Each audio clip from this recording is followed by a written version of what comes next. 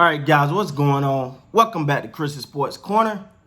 Real quick, man. Hope everybody's having a great. Did I say great Monday, man. It's the Monday. It's the beginning of the week. Well, it's pretty much Monday. Is at the end of Monday now. So I hope everybody got that week off to a motivating, a roaring start, man. Also, man, real quick, if you don't mind, could you go ahead and hit that like button for me, hit that subscribe button for me, man, just to support the channel. I don't ask for much, just a little like, just a little subscribe, please. If you like the content, feel free to share the videos. Y'all know how this go, man. But real quick, man, let's talk about it. So, the Milwaukee Bucks versus the Toronto Raptors. Now, when you see this matchup, right, and you're like, oh, okay, here we go. Number one versus number two. The crown best team in the East versus who many really feel is the actual best team in the East.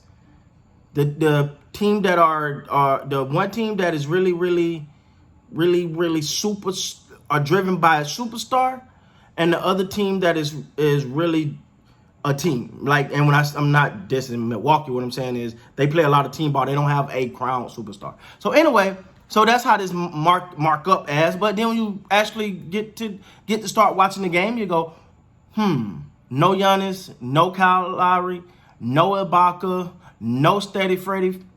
Okay, so what are we watching here? All right, so, but I would say this, man. If you're a fan of basketball, you really paying attention to how these teams are playing, you want to say, okay, so who got the best team? Who got the best? I'm not saying who got the best superstar. We know that go to the Bucks, but who got the overall best team and the most depth? All right, so let's talk about the Bucks here. The Bucks, first of all, let me say this. George Hill and Kyle Korver are just a dangerous three-point shooters. I mean, that's dangerous. And when you look at Kyle Korver, he gonna go down as one of those greats. I'm not gonna put him up there with the Reggie Miller or the Steph, but when you mention 3 points and you start to go down that list, you're gonna hit Kyle Korver's name. He's been a consistent, great three-point shooter, and I don't see that going nowhere anytime soon.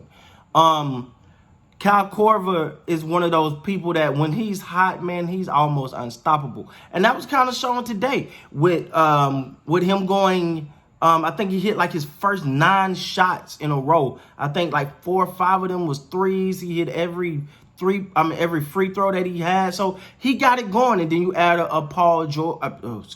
George Hill. Excuse me about that. George Hill in there, who's also a great three-point shooter. He wasn't on fire tonight, but he definitely got it going, and he's definitely a dominant. I think he's the leading three-point shooter right now. So that shows you just how great he is. Then you look at someone like Middleton. Middleton is that second star for the Bucks next to Giannis, and he had an okay game. It wasn't an amazing game, but he played well. And then you start to look at the depth, and you start to say, okay, so when you take these guys away, what do I see the Lopez brothers? They've been balling, they've been consistent. First of all, great job by Brook Lopez, and the way he elevated his game year in and year out, and constantly got better. And then they got a couple guys that come off the bench. You're like, okay, I see that.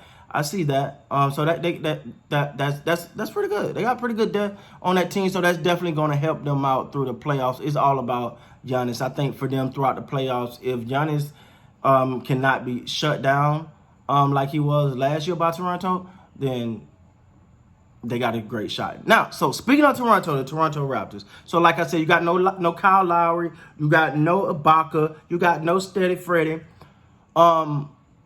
And then you say, all right, where's it gonna come from? All right. Then you say Siakam. So you're like, oh, Siakam about to have an amazing game. Like we about to go for 30 or 40.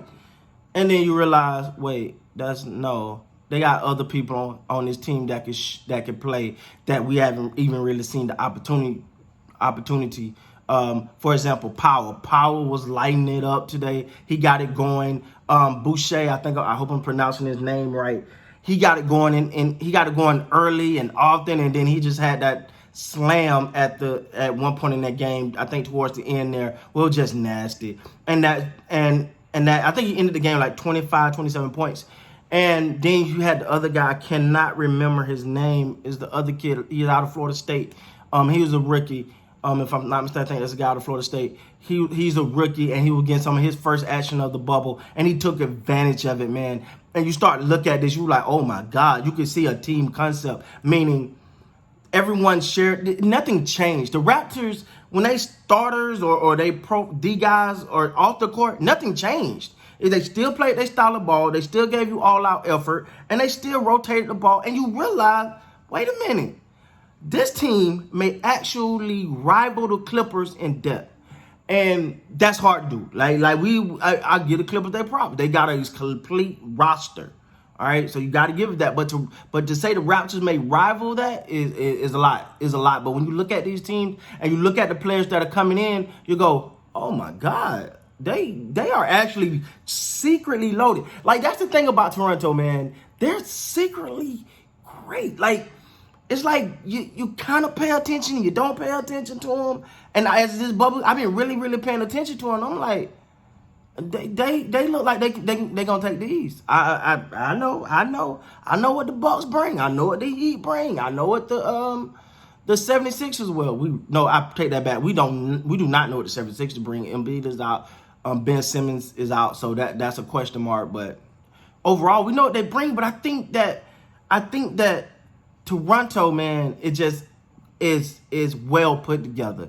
They're a team that knows how to play. They play a system. They're a true team, and anyone can get it going.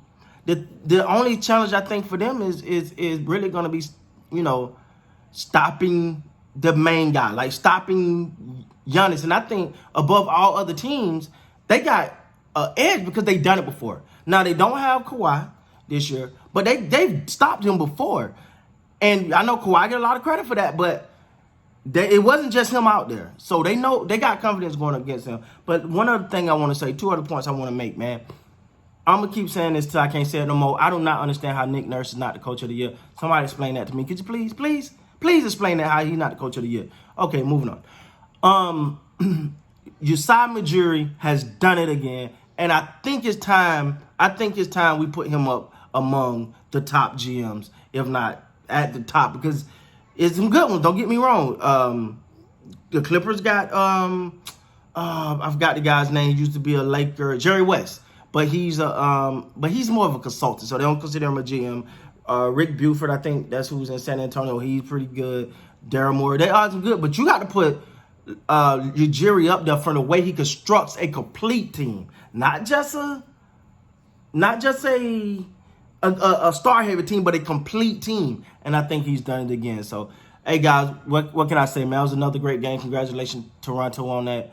And we'll see what happened in the playoff by the kickoff, baby. With that being said, please like, comment, subscribe to the channel. Until next time, man, you guys be great. Salute.